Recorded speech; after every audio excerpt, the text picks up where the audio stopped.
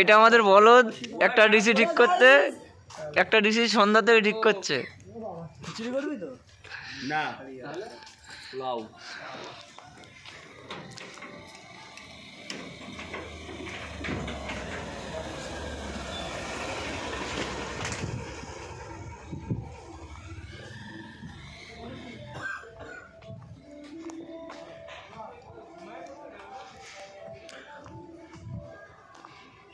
বাণীপুর হোমের পিছনে সরস্বতী পুজোর ডিসির চালা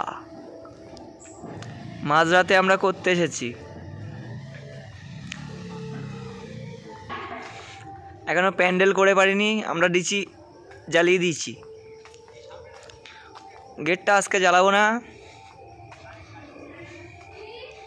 তারপর কি বানা জানি না।